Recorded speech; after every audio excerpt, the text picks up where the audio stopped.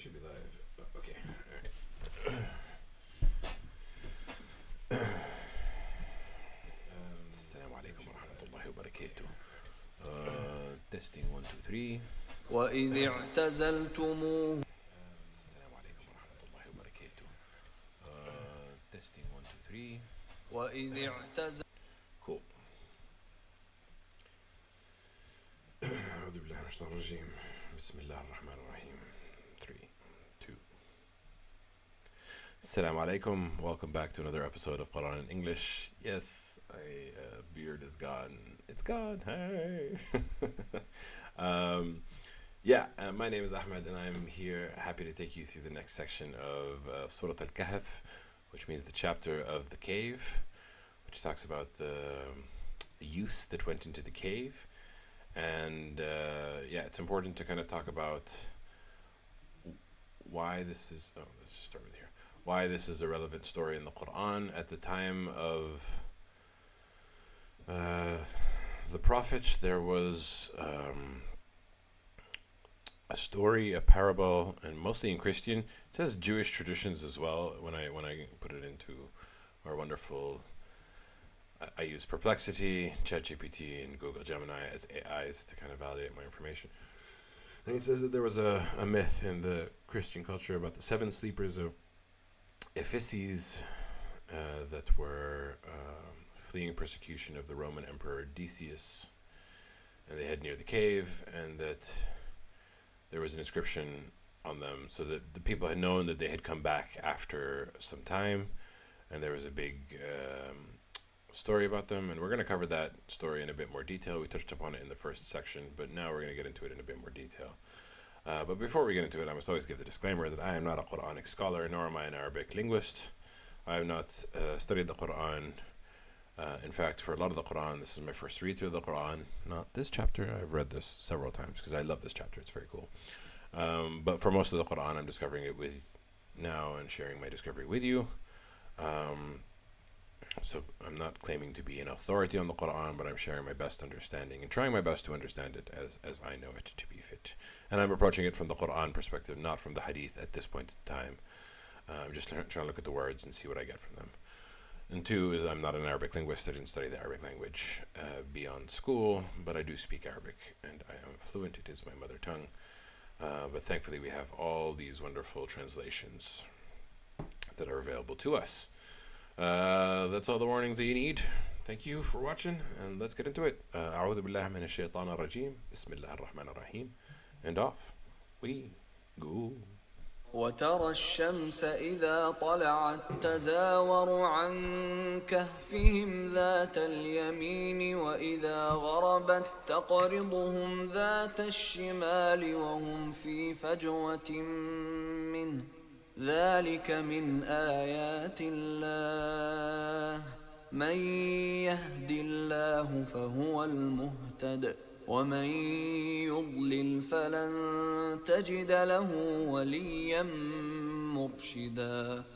Just side note, the fact that he can say this whole passage without taking a break is an indication of the ability of the reciters to be able to say long passages without taking a break. It's just, okay, I'm going to distract from the point of the Quran. Let's focus on the Quran.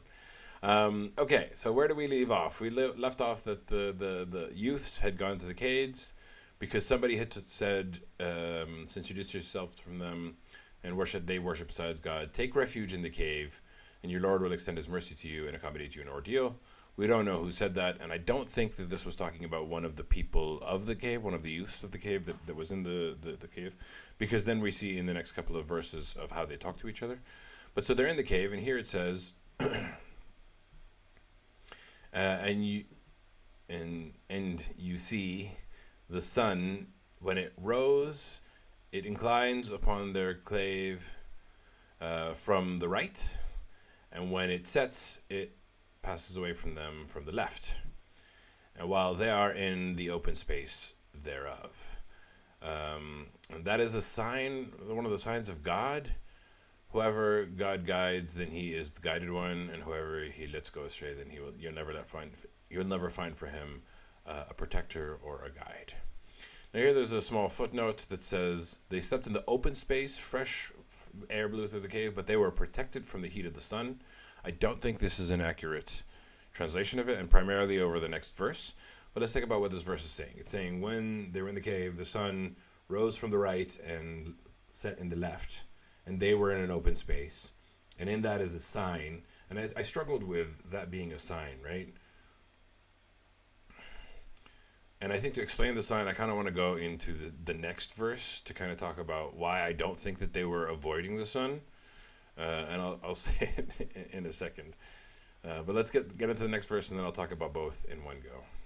وتحسبهم أيقاظا وهم رقود ونقلبهم ذات اليمين وذات الشمال وكلبهم باسط ذراعيه بالوصيد لو اطلعت عليهم لوليت منهم فرارا ولملئت منهم رعبا. Okay. So, first thing it says that's kind of terrifying is, and you would think them awake while they were asleep. So, in the previous verses, it talked about their ears being covered. And the first thing that you think of when you're going to sleep is, shouldn't the eyes be covered? Because if the eyes are getting disturbance, then you get awake. And usually the eyes are what tell you that the sun has risen, not the ears, but it's the ears that were covered. And here you would think that they were awake while they were asleep, which indicates what? That their eyes were open. Point number one. I didn't read the footnote here. This is because during their long sleep, their eyes were open, their hair grew long, and their bodies rolled over to the right and left. To prevent, here they're saying to prevent bed sores, but wait 1 second. It says, and we turned them to the right and to the left. Again, in the previous verse, it talked about the sun coming from rising in the right and setting in the left. And it says the dog is stretched his forelegs at the entrance. And if you had looked on them, then you would have surely turned away from them in flight, and you would have been filled by them with terror. You would have been terrified. So this is saying several things. Now, the first image that I got in my mind when it was saying it's turning them right and left, and the sun's setting on each side, the first thing that I thought was that it's kind of like a piece of meat on a stick that is being rotated and not fried by the sun, but exposed to the sun for a variety of reasons. One, to protect from bacteria, from viruses, from sickness, from health. There's a lot of power in the sun, and in a sense, the sun is a force of sustaining life, so to speak. And so the first thing that I got was like the rotisserie chicken story. I might have mentioned on, but that they're rotating essentially to be lightly bathed in the sun throughout the time that they were there, so that they can be protected from disease, so that they can be protected, so that they can be nourished, so that they can be given just enough life to sustain this state of sleep. Then it says that the dog was stretched out with his forelegs by the entrance. And the question that popped into my mind is, was the dog also asleep?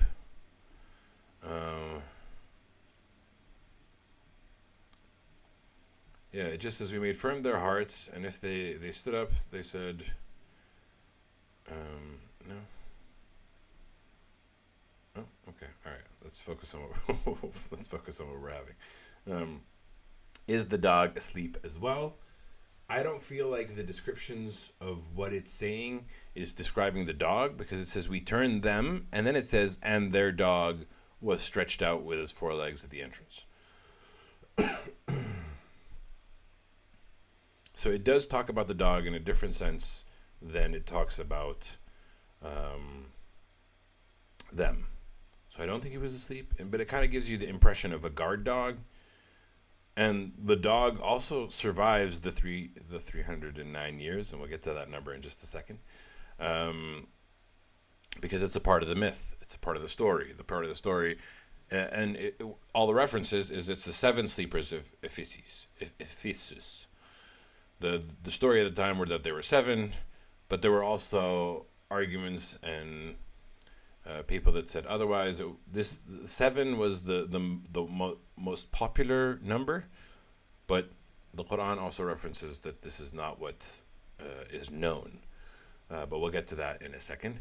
And then if you looked upon them, you would have ran away in terror, filled with terror, which I don't know why, but I can see it. I don't know what I've seen in video games that I've seen something that resembles it.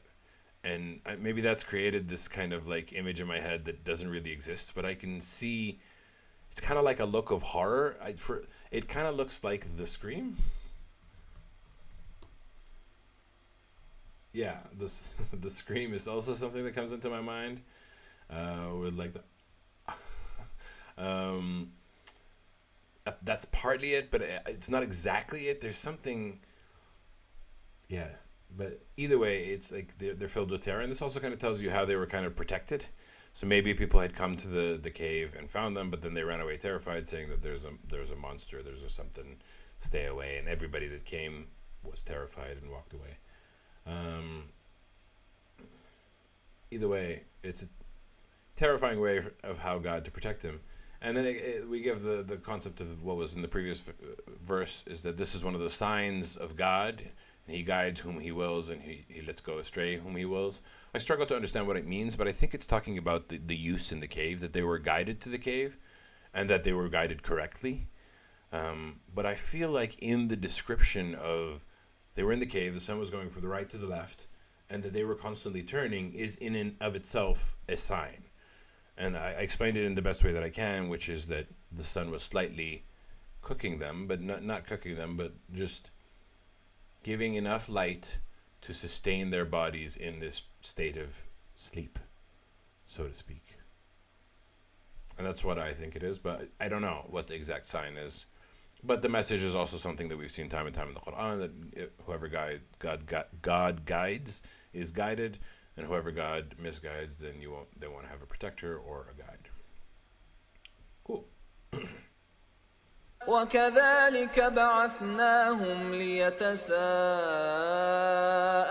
بينهم قال قائل منهم كم لبثتم قالوا لبثنا يوما أو بعض يوم قالوا ربكم أعلم بما لبثتم فابعثوا أحدكم بورقكم هذه إلى المدينة فلينظر أيها أزكى طعاما فليأتكم برزق منه وليتلطف ولا يشعرن بكم أحدا. Okay, this is exactly why I don't think that the person who said go to the cave and maybe God will protect you is one of them, because here we now see a discussion between them. And it says, and similarly, we raised them, and so they were questioning between them, so that they might question between them. One of them said, and again, here, this is when it's talking about conversation that's happening between them, it is explaining. One of them said, from among them said, how much have you remained? How much did you sleep? How much did we rest? So they responded, and whenever it says they responded, it feels like this is the consensus of the group. That we have remained, or we stayed for a day, or a part of a day. Like not much. They think we didn't last that long. I don't know. We slept for a day. That's what it felt like. So they said, "Your Lord." Oh, so this also makes it very specifically interesting that I don't believe that their hair grew in the way that the previous verse was talking about it. That's because their eyes were open and their hair grew long. I don't think if somebody's hair grows long, then you would think we slept for a day or two. I think the first thing you'd think of is, whoa, wow, why is our appearance so different? So I don't accept their hair grew long statement at all. And it's not mentioned in the Quran in any way, shape, or form. But either way, they say to themselves that we stayed a day or maybe part of a day. So they said, again, when they said, this is something that they all agree on. Your Lord, which means your God, knows best about how long you remained. And then they made a plan. So send one of you. Now here's an interesting thing. It says biwariqikum. And the closest word that I can think of in Arabic that I know is biwaraqakum, but obviously that's a different word. Waraqakum is your paper, and I don't think paper was paper was done back then. So it's just sometimes Arabic words can seem similar. Is the whole point. So send one of you with the silver coin of yours, to the city. So let him see which is, again, words that kind of sound like other words. Azka. Azka means purified, lawful, good food, things that are good for you. In Jordanian culture, there's the word zaki. And I know this in Jordanian culture because I met another Palestinian that had not lived in Jordan, and they don't have the word zaki. This is azka, and zaki means delicious, but azka is talking about pure or lawful. And I would imagine that the origins of the word zaki came from azka. I would imagine. But anyway, send someone to the city with the silver coin so that he can see which food is most pure, and let him bring to you the provision from it. So let him go get the food. And then they say, and let him be cautious, and do not let be aware from anyone about you. So let him be cautious, let him go. Don't let anybody see you. Don't let anybody figure it out. But the key word here is biwariqikum, which is the silver coin of yours. And the story is that's how they were identified, and that's how the people of the village found out that they are who they are, which means that they had gone for some time, and we're going to see the time reference a bit later, but they had a payment method from a previous colony time rulers. Because again, remember, they escaped to the cave because the people that were around them were not worshiping God, and they wanted to escape the non-believers. And then they came back after some time with money that was not of the time that they were in, and that's how people identified them.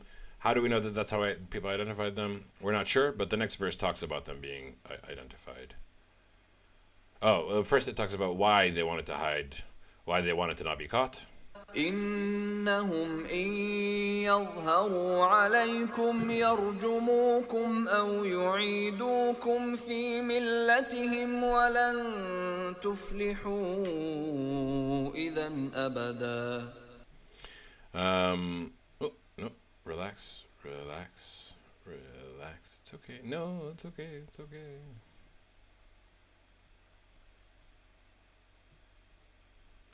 So it's 20. If it is erratic, then I will have to go to 20. Okay, we're almost there. There we go. So they said, let him be cautious. Don't let him give you away. Indeed, if they come to know you, if they come to know that it's you, they will stone you, or they will return you to their religion, and we will never succeed then ever. So they know that if they bring them back to the religion, then they would have strayed away from the path of God, because these are youths that have firm belief in God, and they don't want to suffer. وكذلك أعثرنا عليهم ليعلموا أن وعد الله حق وأن الساعة لا ريب فيها إذ يتنازعون بينهم أمرهم فقالوا ابنوا عليهم بنيانا ربهم أعلم بهم قال الذين غلبوا على أمرهم لنتخذن عليهم مسجدا. Yeah, it's a beautiful statement. We have somebody in the channel that said hearing the Quran recited is always a spiritual experience, and I could not agree more. There's magic, there's power, there's beauty in these words. And this is kind of a nice little... I think it's a conclusion to the story. I don't think it talks about it anymore, but let's see. First it says, and similarly we may وَكَذَلِكَ, and thus we have made known about them so that they may know that the promise of God is true, and that the hour there is no doubt in it. Then when they dispute, when they dispute among themselves about their affair. So this is what we cause. So this is how we cause them to be discovered. Again, it's talking about the reference of the payment, and that's how we understood it. That they went to go to the town, and he paid with whatever currency he had, and it was a currency from long ago. And they're like, "Oh Lord, you're the youths that have disappeared, and here you are." And so what we understand is that it was made apparent that they were the youths. It was made apparent that they were protected, and it was made apparent that the promise of God is true, and that the hour, there is no doubt in it. So again, we see this keyword, the hour. And usually when it means the hour, it means judgment day. But I feel like it encompasses a little bit more. There's a footnote here. The antique silver coins gave them away. People rushed to the cave to greet the youths, those who finally passed away and were buried in the cave. The king decided to build them a place of worship. We're gonna get to that in a second. Let me finish the verse first, explanation, and then we'll get into what it means. When they disputed among themselves about the affair, so then they said, construct over them a structure, and this is what it's talking about. They wanted to construct a mosque, a place of prayer. Then construct upon them a structure. Their Lord knows best about them. So said those who prevailed in their matter, surely we will take over them a place of worship. Which means that the people, after they found out that they were the youths that had stayed in the cave for, again, we haven't talked about how long yet, but it's 309 years. It's coming in a verse or two. They clearly disputed and argued, but eventually the group that prevailed, and this time, by the time that they had left the cave, they had come back to a people where the majority were believers and majority had faith, and that's why they decided to create a place of worship as to where they were born. So let's see what footnote number 2. Some pagans suggested that a wall should be built to seal off the cave, whereas the believers decided to build a place of worship at the cave to honor the youths. Is there a place of worship? Is there a place of worship at the caves of the 7 youths? I know we'll get into the number of youths in a second. Yes, there are places of worship related to the 7 youths, but the specific structures vary by location. For example, the Grotto of the 7 Sleepers in Turkey, we do think it was Turkey, to be honest, was a site in Byzantine, while a small chapel of the Church of the 7 Holy Young Men is carved into the coastal cave in Santorini, Greece. I think it's Turkey, but I'm not sure why I think that. Cave of the 7th Sleeper in Al Rajab, Jordan, aka where I was born. Hey. Santorini, Greece, Turkey. What this tells you is that people don't really know. And this is kind of a key lesson from the Quran, and we see it in the very next verse. So let's review it. سيقولون ثلاثة رابعهم كلبهم ويقولون 5 سادسهم كلبهم رجما بالغيب ويقولون 7 وثامنهم كلبهم قل ربي أعلم بعدتهم ما يعلمهم إلا قليل فلا تمار فيهم إلا مراء ظاهرا ولا تستفت فيهم منهم أحدا. Subhanallah. I love the Quran. It's amazing. There's a comment. I will read it in a second because this is just a very exciting part that I really want to explain, or explain as I understand it. So it says, they will say they were 3 and their 4th was their dog. And they will say they were 5 and their 6th was their dog. And then it says, guessing about the unseen. And they will say 7 and their 8th was the dog. So how many were there? When I was reading this the very first time, way back when, it said 3 and 4th is their dog, 5th and 6th was their dog, guessing about the unseen. And then it says, and then they say 7 and 8th of them was the dog. So it doesn't say that they were guessing about the unseen that they were the seventh. But the Quran then gives an instruction. It says, say that my Lord knows best about their number. None knows them except for a few. Which then, now we go to the reference of what is the modern day understanding of the belief. The modern understanding of the belief is that 7, that is the majority accepted answer.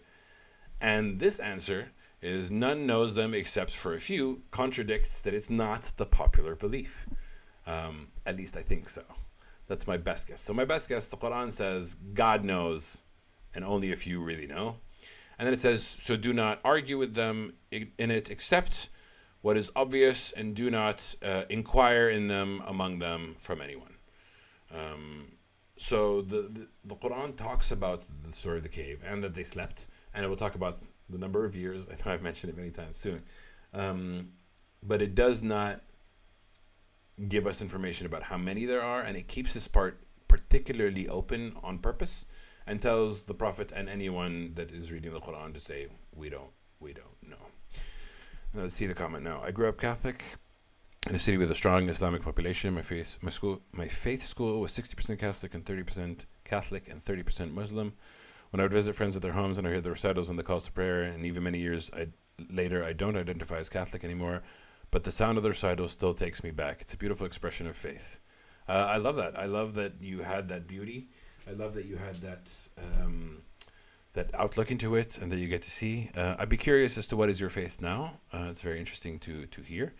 I do not necessarily share the same perspective. I grew up Muslim, and I did not resonate with the Quranic recitation before. It didn't mean anything. It didn't make me feel anything. I really needed to believe before I could feel the glory and the reverence and the beauty of the verses. And also, the people who are reciting for this website are beautiful. Some people back in my day used to do it in a less than beautiful way. Let's just say that. And I also struggled with a lot of what I had heard. Sometimes they do it without reverence. It really depends on the speaker, on the person who is reciting. So you do get a variation of people who can speak beautifully and speak not. But it took me until I believed in 2023, 2 years ago. We're coming about my let's just say it was November 11th. I don't know, because 11/11 is something related to my partner. Either way, it is now immensely beautiful. It is now immensely powerful, and I love it. Does it now say what? Okay, it gives more instruction about. Oh no, it gives instruction about something in general, which is very cool. I love this instruction. ولا تقولن لشيء إني فاعل ذلك غدا. Explaining this verse, I'll just say the words, but then we need the next verse to understand what it's saying. Do not say to anything that I am indeed doing that tomorrow. And we'll see the next verse. إلا أن يشاء الله واذكر ربك إذا نسيت وقل عسى أن يهديني ربي لأقرب من هذا رشدا. Also, it has a very beautiful prayer. So it says, do not say that I am doing that tomorrow, except if God wills. And here, if you can combine the three of those words together, you get the expression Insha'Allah. Here it says in Yasha Allah. But this is more formal. In informal Arabic, we say it Insha'Allah. And you hear Insha'Allah quite a lot. But what is this verse saying? It's saying, don't say you're going to do something tomorrow without saying Insha'Allah, which means that I plan on doing it, but if God wills it, then it will come forward and come true. And a prime example can be seen in this channel. On Friday, I told you guys I'm going to record tomorrow with Safa, Insha'Allah.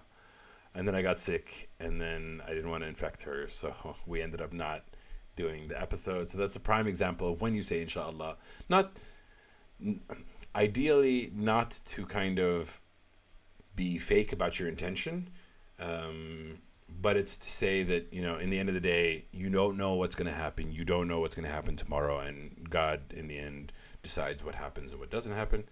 Now, the counteract of this is that in the business world, a lot of people use inshallah means, oh, if God's willing, and they use it as a way to say no without saying no, which is not what this verse is about.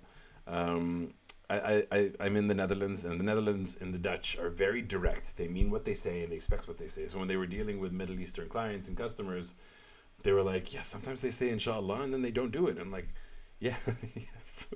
It's a different. Some people use it as a shield from commitment, and I don't think that's what intended.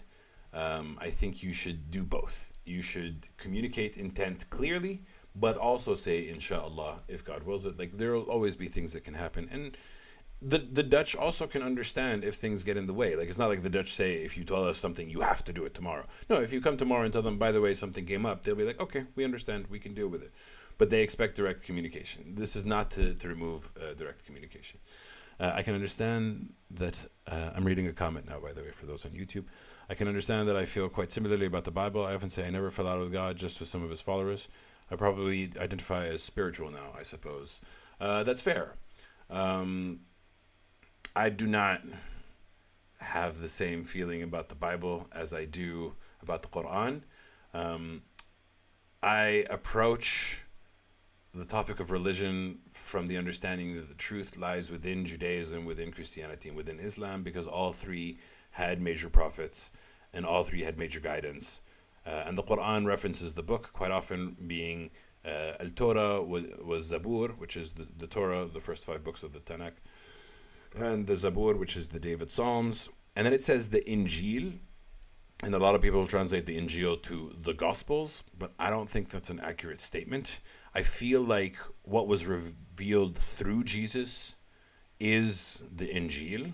I don't feel like that the Bible is an accurate representation of what Jesus was trying to teach, but I do believe it has elements of what Jesus was trying to teach. So I'm not disregarding the Bible, I just have more doubt in the Bible. And the Quranic claim is that the Quran is preserved, and you can kind of see that because the Arabic is in one form. There's only one Quran that exists today, and it's existed for 1,450 years.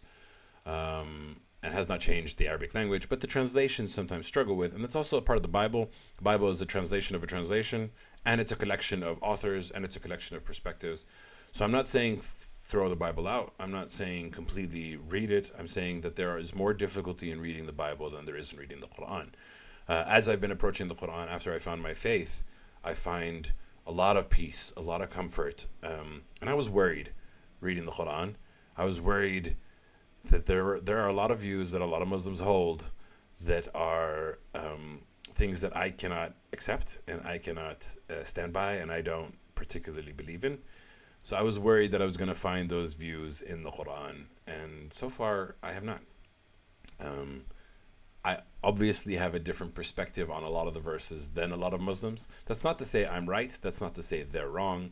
That's not to say they're right and I'm wrong.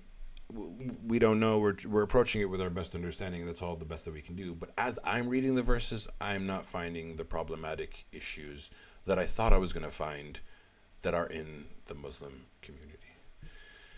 Okay, and we diverged a little bit from inshallah, but we continue. And it says a beautiful prayer.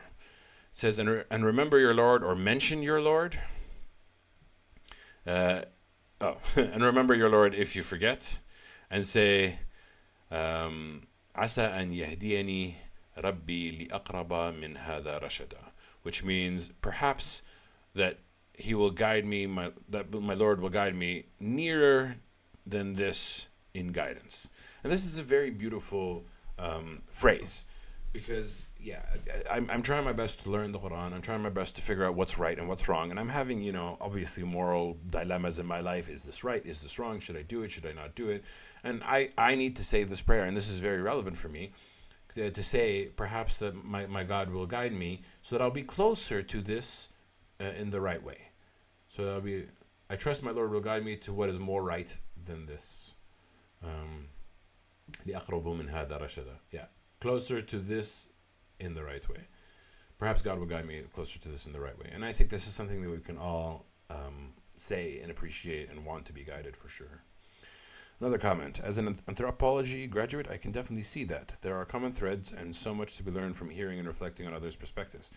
Even if we don't share those perspectives, being prepared to read, to hear, and to consider, even if we don't agree, strengthens our faith, in my opinion. And there's the bouncy cat. I agree completely. And I do think the answer lies in the unity of the Jews, the Christians, and the Muslims, and aligning them.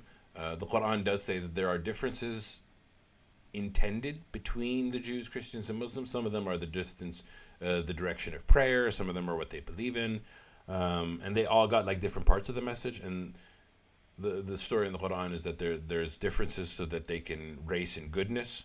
So it alludes to a competitive nature of humans, to be like, we want to compete with each other who can do the most good. But it also alludes to a cooperation, because in one verse of the Quran it says, before the end of time, the people of the book, the Jews, the Christians, and the Muslims, will believe in Jesus before his death. And the Quran says that Jesus did not die on the cross, but it was made to appear that he died. But the Quran and the Christians agree that Jesus ascended to heaven, but the Christians say that he ascended after he died and resurrected. The Quran says that he didn't die. It doesn't mention his resurrection, but he says that he didn't die. It just says that he wasn't crucified, but it was made to appear that he was crucified and that he was ascended, which indicates that if he didn't die, that he's going to come back, and that the people, the Jews, the Christians, and the Muslims, are going to believe in Jesus before the end of time. So there is also unity between the three in the Quran, and the Quran is a prophecy. That's why the Prophet Muhammad is a prophet.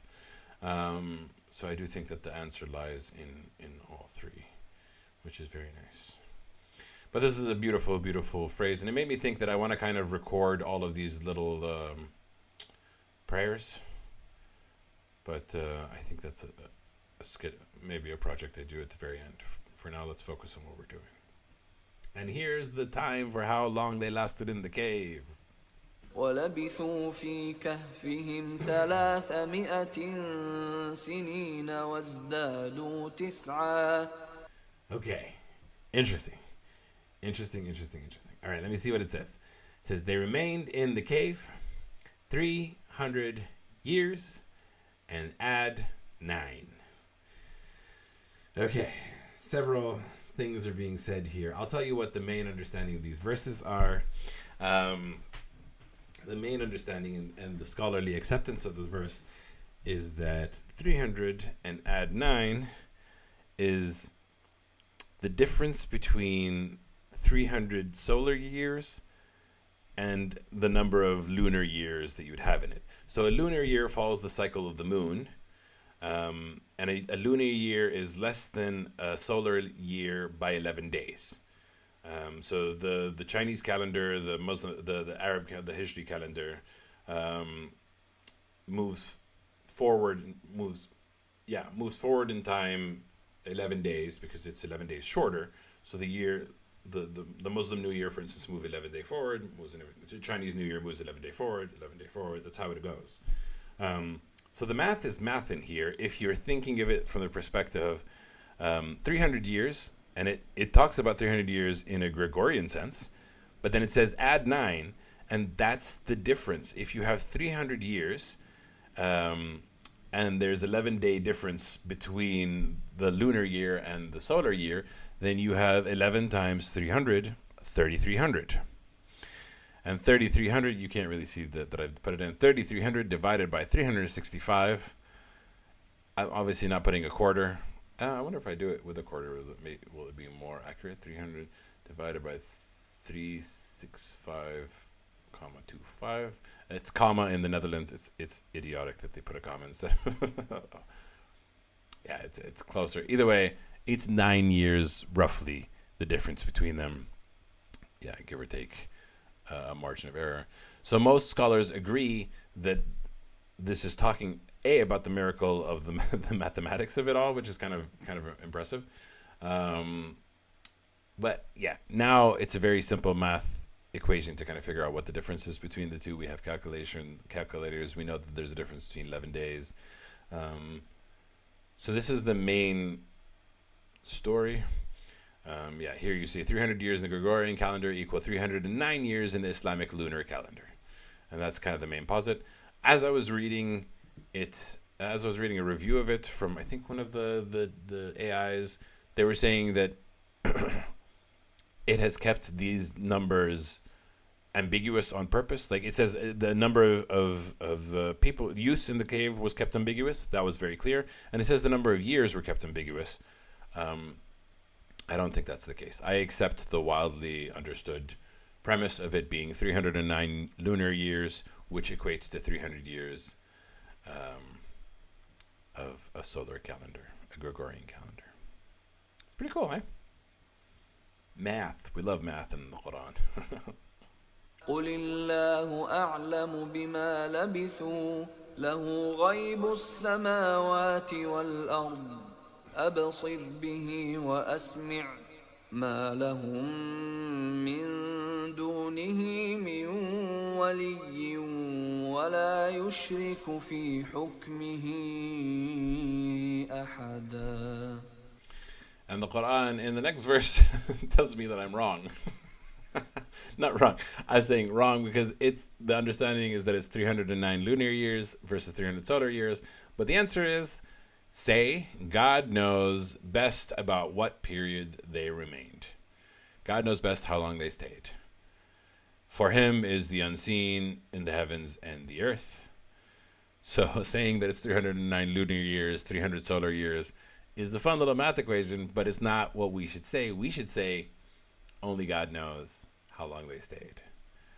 And then it says, Absur bihi, see with him or see in it and hear. They've translated it here to how perfectly he sees and hears. I think that's a bit strange. Here they translate it to how clearly he sees of it and how clearly he hears. Absur bihi wasma'. For me, loosely translates to see in it, and hear.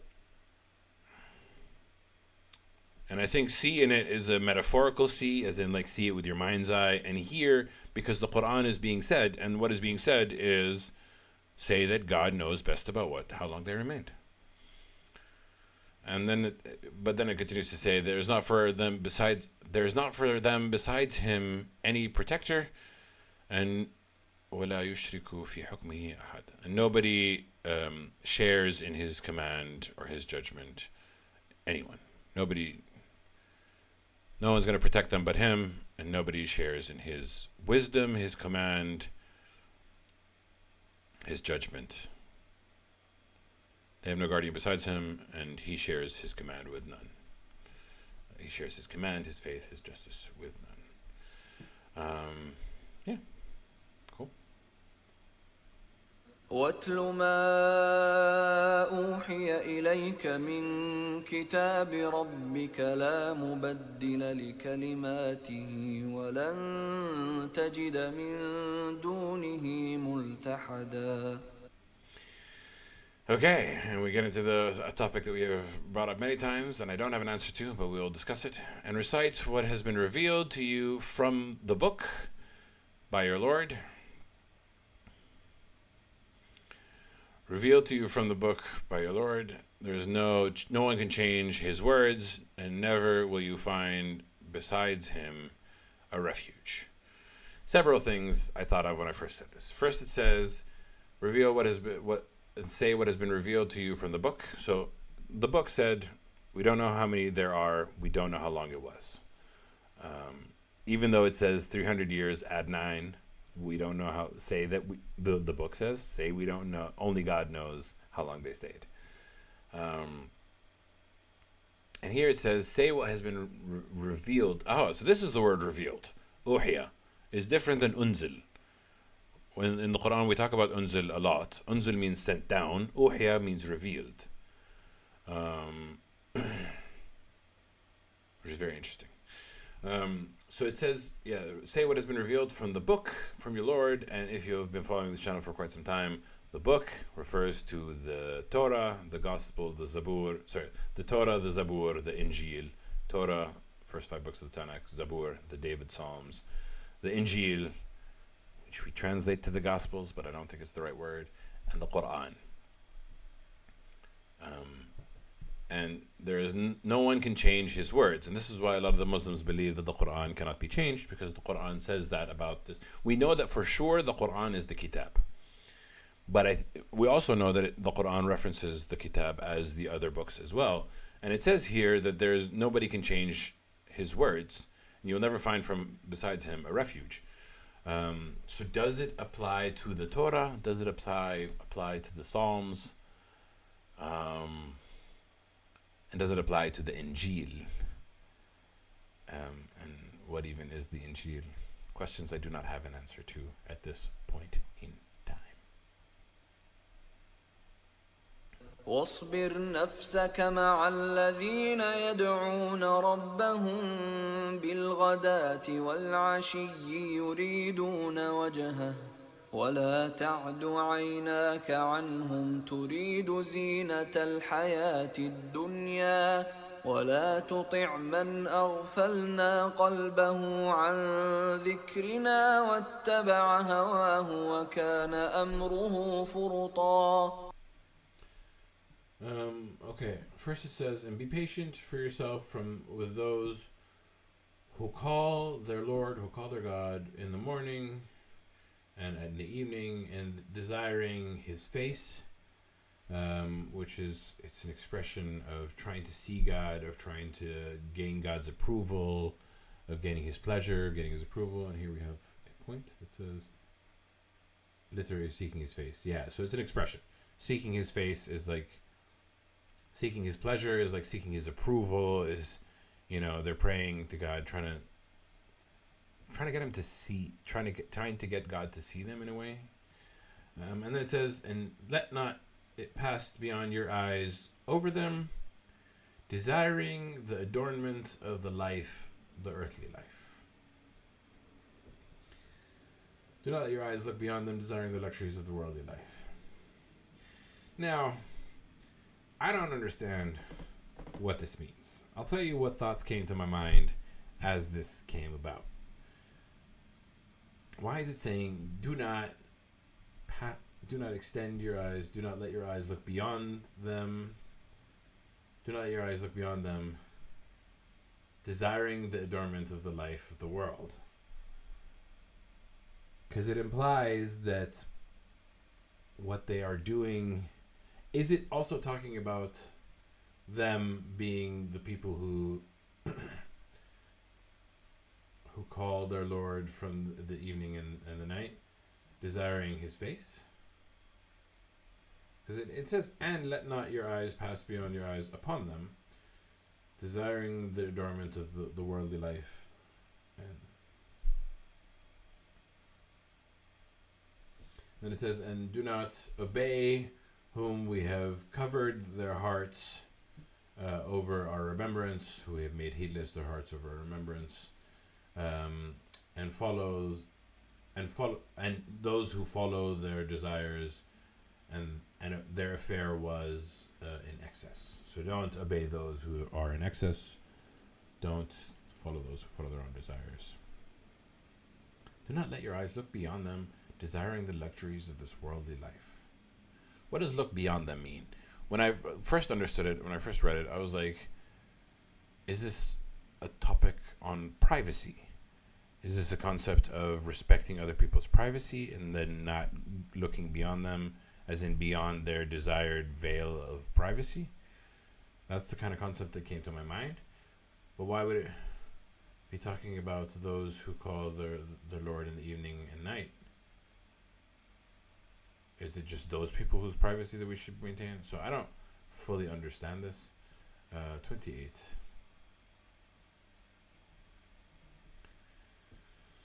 Oh, okay.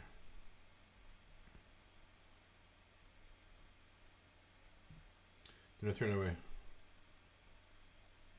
Oh, ولا تطرد.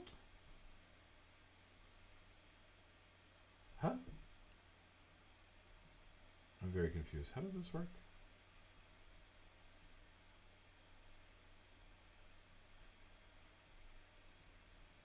Yeah.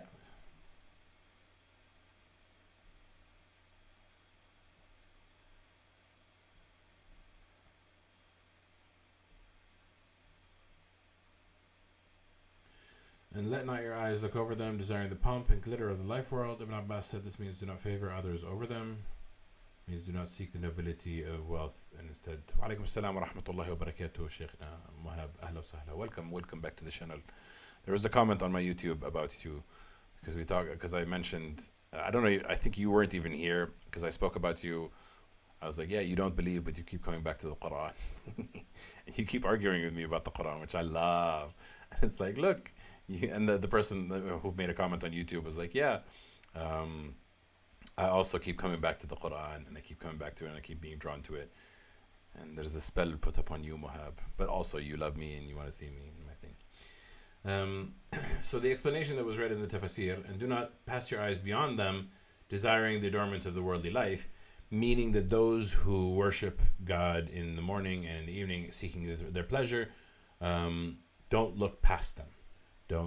There is no spell. I'm here to support you, sir. Ahla wa sahla. Welcome to my support, and welcome to arguing with me about Quran whenever you want. You have a funny way of supporting me by debating me on the Quran, which I love.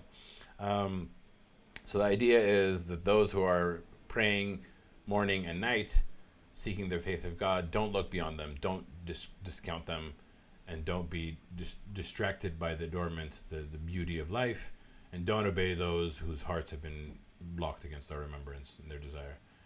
And it was in this affair in excess. Yeah. وقل الحق من ربكم فمن شاء فليؤمن ومن شاء فليكفر إنا أعتدنا للظالمين نارا أحاط بهم سرادقها وإن يستغيثوا يغاثوا بماء كالمهل يشوي الوجوه بئس الشراب وساءت مرتفقا.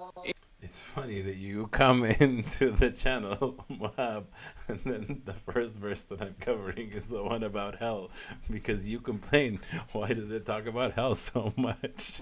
And I'm like, well, you're reading the whole passage, you're learning a different lesson each time, and they have to include it just so anybody takes one of the passages, they can see that this is mentioned there. But you came at the perfect time. But every time I come, someone is burning in hell. Exactly. But here's what the Quran is. This verse is specifically saying as well. It's saying, and say, the truth is from your Lord, from God. So whoever wills to believe, whoever wills, let them believe, and whoever wills, let them disbelieve. And therein lies the beauty of the Quran. The Quran is validating you and your ability and your choice into whether you believe or whether you don't want to believe. You know, like, I mean, and indeed we have prepared for the wrongdoers a fire that will surround by them its walls. A wall of fire, that's kind of terrifying. And they'll be surrounded in hell and they cannot escape. And if they call for relief, they will be relieved with water that's like molten brass, which scalds the faces. It is such a dark visual. What a terrible drink, and what a terrible resting place, and what an evil resting place. What a terrible place to rest. What a horrible drink and a terrible place to rest. Pretty bad. Creative fire today, yes. But then, whenever there's a mention of hellfire, there's also إن الذين آمنوا وعملوا الصالحات إنا لا نضيع أجر من أحسن عملا. And indeed, those who believed and do good deeds, then we will surely not let go to waste the reward of those who do good deeds. And the last verse for today. أولئك لهم جنات عدن تجري من تحتهم